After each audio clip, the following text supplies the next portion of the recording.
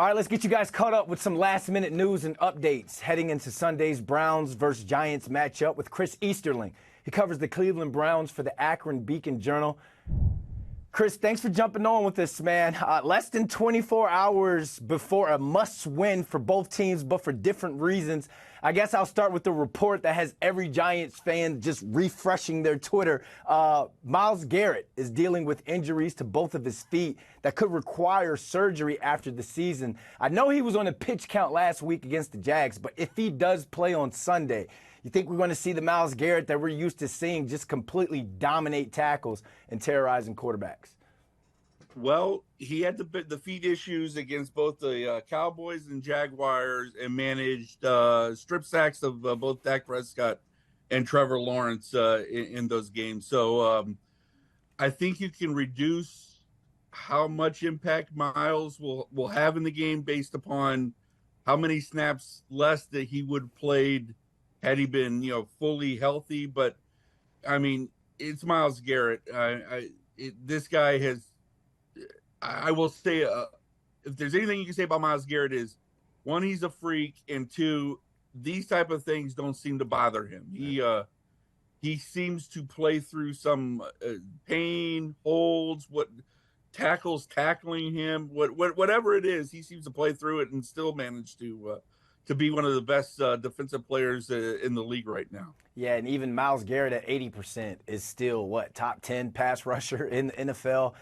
So all eyes are going to be on that. And really, you only need him on third down. That's when he's most dominant anyway. Another report that everyone's kind of keeping their eye on, starting tackle Jack Conklin has been downgraded to out for tomorrow while he's still dealing with the hamstring injury. With him being out, you think that changes how the Browns' offense attacks the Giants' defense? No, because this has been framed, and it's partially our fault, for the way we've even framed it. The folks covering the Browns is everybody's making it out like they're down two starting tackles, and the reality is Dwan Jones, as a rookie last year, started nine games and played in 11 and really held his own throughout before he got hurt. Had his own knee injury last December. Really held his own against some of the best pass rushers in the game, guys like T.J. Watt, guys like Nick Bosa.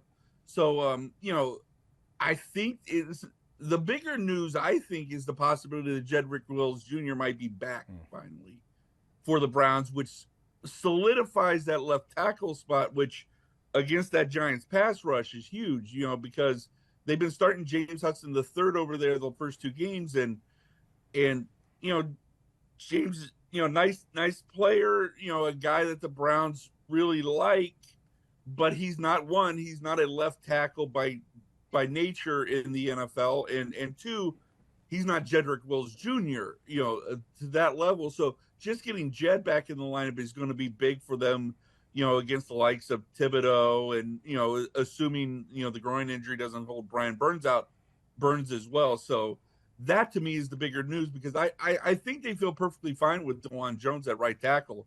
I know he had a little knee soreness early in the week, but Jones is the guy who's shown so far that he's sort of been a steal of the draft in 2023 out of Ohio State as a fourth round pick, because he's a massive dude, and he's come in and held his own against some pretty good pass rushers. Yeah, all eyes is going to be on the Giants pass rush, trying to get after Deshaun Watson. Giants fans know for a fact, after watching Jaden Daniels kind of get off and then Sam Darnold have this rebirth, Giants pass rush has to get at Deshaun Watson, move him off the spot, have him kind of rattled back there.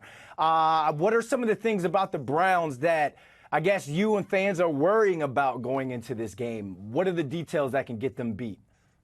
Well, you mentioned Deshaun Watson.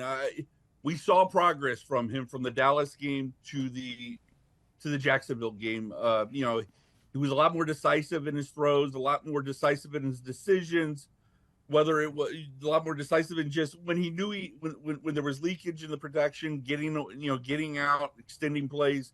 He just seemed like a little bit more confident quarterback than he was against Dallas, and Jacksonville has a really good pass rush, much like the Giants. I mean, the Browns are running through a line of great pass rush teams, through the start of this season. So I think that's the biggest concern is, did Deshaun Watson really turn a corner last week? Did this offense turn a corner? Because if they did, I like their chances here. I like the matchup. I think they're very talented. I think the struggles that Deshaun has had with him and Amari, connecting, I think they'll take care of those because I think you're dealing with a consummate pro and Amari Cooper, and he's acknowledged that. Look, I'm frustrated, but I'm also motivated, and I think a motivated Amari Cooper is a player you don't want to deal with if you're a defense. But I think that's on offense something that the Browns fans are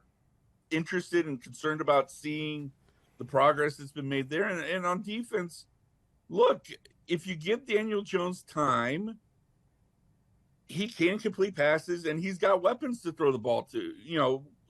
Malik Neighbors is a phenom. And then you look, Wan'Dale Robinson's a tremendous second option. And, there's guys on that Giants offense that if this Browns defense, doesn't play up to its standard, they can hurt you. So, I think, on both sides of the ball, those are things that Browns fans are sort of, as they go into this matchup, worried about that. Hey, yeah, they're 0-2, but there's talent on this Giants team that and it's the NFL, the whole ending given Sunday thing.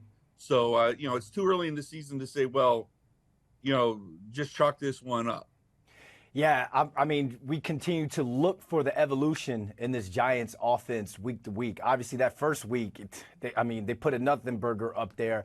Second week, they got the ball moving, scored 3 offensive touchdowns. Malik Neighbors, 18 targets. But I'm anxious to see what Brian Daboll was going to do in terms of spreading out the wealth. Let everybody cook. Let everybody get a chance to kind of touch the ball. Use Malik Neighbors more as a decoy to get some one-on-one matchups on the outside and hopefully throw the ball down the field. So that's going to be something to keep our eyes on. Final thoughts about Sunday, man. How do you expect or how do you foresee this game going? I think the Browns are the better team. I think they're the more talented team. And outside of the Dallas game, the Dallas game notwithstanding, I think they play better. They are a different team at home. They feed off that crowd and that energy. And if they can get off to a fast start, I think kind of like they did against Jacksonville, I think that's something. I think they'll feed off that crowd. I think the defense starts to pin its ears back, and it's something. And they can win. They can win somewhat comfortably. 10 points or so. But again, they've been beset by penalties, and if they don't clean the penalties up, they don't take care of the ball. I mean, the Giants have an opportunity here also, but I just think the Browns are the more talented team. They're playing at home. They have the confidence of having won last week in Jacksonville, and I think that's something that they're ready to build upon because they have a stretch here before they get into AFC North play in October, where they can potentially, put together, stack some wins up, stack some confidence up, and really, start to become the team that I think some people thought they could be coming into the season, which is an AFC playoff contender. Yeah, the Browns on one hand are trying to turn the corner. The Giants, on the other hand, are trying to kickstart their game and get them going. So it's a big matchup for both teams for separate reasons. Chris, thanks for hopping on, man. Tell the people they can find you. Shout out your platform. Well, you can find me on Twitter or whatever they're calling it. Whatever they call it. At C Easterling ABJ. They can also read my work at thebeaconjournal.com. All right, man. Thanks for joining us today. Hey, thanks for having me.